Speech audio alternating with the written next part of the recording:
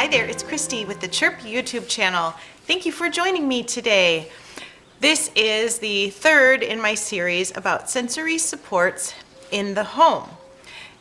I hope this series has been helpful to you so far. If it has, please share my videos with someone that you know.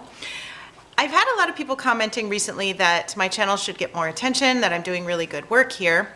And if you were one of them, or if you agree with those sentiments, I would love it if you would not only subscribe, but ding the notification bell so that you are notified every time I post a new video, which is every week for the most part. I would also love it if you would share my videos with people in your life you think would benefit. Maybe you could share them on Facebook, maybe you could share them on Pinterest or on other social media sites that you know of. Maybe you can just share a link in an email to a friend you know who has a kid maybe with some sensory delays. If you are finding my videos helpful, then there are people in your life who would also find them helpful. The reason I ask is not because I make so much money doing YouTube videos. I don't. It's because I want people to have hope, and I want people to have resources and tools and strategies to help the kids in their lives who need a little bit more support and who need to be taught in different ways that we typically don't learn about. I want the message to get out there, and videos like this are one of the ways that that is going to happen. So thank you for taking part in that. Our topic for today's video is children who need more input in the auditory arena. Auditory, of course, meaning sound or through the ears. There are some kids who need more sound input. You might notice these kids crave loud noises around their ears. Maybe they make loud noises to hear them. Maybe they seek out situations where loud noises will be happening. Maybe you just notice that this child always wants the radio on or always wants the noise turned up all the way to 10. Of course, please make sure that your child's hearing is okay. There are ways to do hearing tests, even if your child is not verbal, even if your child cannot say yes or no, I hear it in my right ear, I hear it in my left ear. There are ways to do evaluations without any of those things. If your child is non-verbal, if your child is non-responsive, they can still do hearing tests. So please take your child to an audiologist if at any point you think he or she may not be able to hear properly, especially if he is turning up the volume, especially if she wants everything super loud. That is something great to test at any point in a child's life. So please do that. And if you find out that your child's hearing is fine and he still wants everything turned all the way up, she still wants loud noises around her all the time, then we need to think about the fact that this child may have a sensory need of more stimulation through the auditory channel.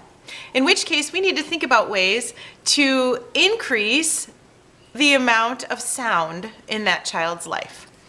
I am one of those people who likes a quiet environment. I like pretty noises like water bubbling. I like the sound of fire crackling. I like bird songs. I like gentle swaying of grasses and flowing of water kind of noises. I am not the kind of person who likes noises like fireworks or fire engines or drums or cymbals. They all bother me quite a bit. I am very sensory averse to loud noises, especially sharp, high frequency loud noises. However, I am not necessarily representative of every human being, and I'm definitely not representative of these kids who need more input in the sound area. So I have to think, what are things that I hate, but these kids might really like? That may be hearing fire engines driving by, making all of their sounds. It may be fireworks. And in fact, check this out. I have a fireworks DVD. Wouldn't it be fun to have 5 or 10 minutes a few times a day for your child to watch fireworks on TV? That is one of the ways that you can provide increased auditory input for a child who needs it. I highly recommend these type of environmental DVDs. You can find some similar things on YouTube, and I'll put some links in the information box, as well as putting links to these videos. I have a fireworks one. I have rain and thunder.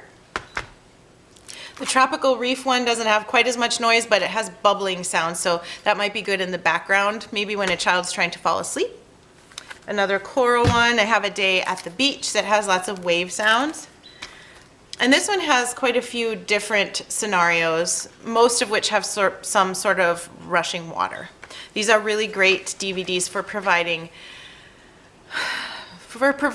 maybe pieces of the child's sensory day.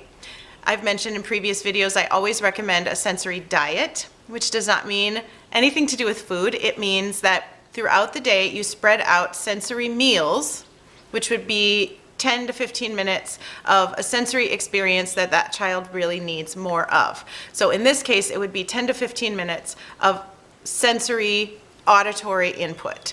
Maybe it would be watching fireworks. Maybe it would be playing on a drum and making lots of loud noises, or playing with cymbals or maracas, playing the piano as loud as he wants, walking on one of those pianos that go on the ground, maybe even at top volume, those kind of activities. And you would do that 3 to 4 times a day, anywhere between 10 minutes long and maybe a half an hour long, if you have that long to fit into your child's day. And of course, if the child's sort of strange sensory seeking behaviors aren't decreasing during the day, then we need to expand the amount of time that we're doing the sensory diet activities during those sensory meal times.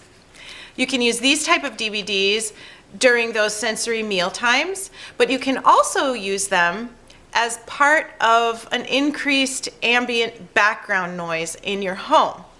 This is going to be something you want to do if your child really craves a lot of more noise than you would like, more activity, more auditory input, and you're looking for ways to do that throughout the day. You want to play more music throughout the day. You want to play more ambient noises. You want to allow the child to play with lots of loud toys, with lots of loud instruments. You want to be talking to your child. You want to use crazy voices and cartoon voices and high voices and low voices. You want to make everything interesting to the ear as much as possible.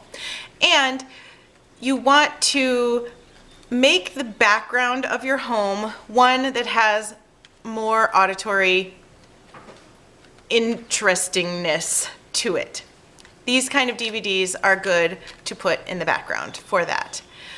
What you don't want to do is leave the TV on all day long, or the radio that has lots of talking, because those things interrupt interpersonal communication in homes. If the TV is talking, we're not talking to each other. If the radio isn't playing just music, it's playing commercials and it's playing the banter of the DJs, that interrupts our interpersonal communication, and it means we probably do less of that. We do know that TVs in the home on all the time inhibit kids' communication and potentially cognitive development as well. That counts as screen time. And screen time is very, very bad for kids, especially under the age of 3. So keep it as limited as you can. I know that's hard for a lot of families, but keep it as limited as you can. Hopefully nothing when your child is 3 or under. To amp this up, consider dance parties throughout the day. Maybe you turn up a wonderful favorite song and you dance, and your child dances too. The whole family stops and dances. If there are more sensitive kids in your home, or if you're a more sensitive person during the dance parties, you might have to put on some hearing protection, because it might be too loud for you when it is just right for your child. And of course, I have to also caution you, though I hope you would know this anyway, don't allow your child to listen to things that are so loud that they will be harmful or hurt her hearing in the long run.